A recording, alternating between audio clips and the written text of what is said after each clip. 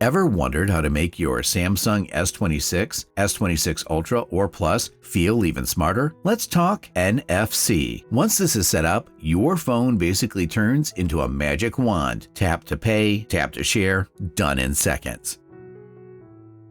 Alright, first things first, let's get NFC turned on. Head over to Settings. Tap Connections. Then switch on NFC and contactless payments.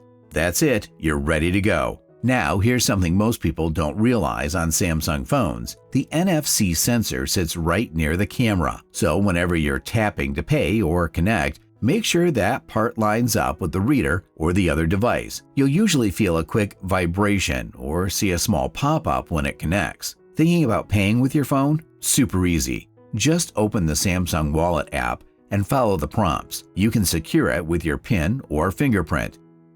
Then, add your card by scanning it or typing in the details. Once your card is in, you're all set.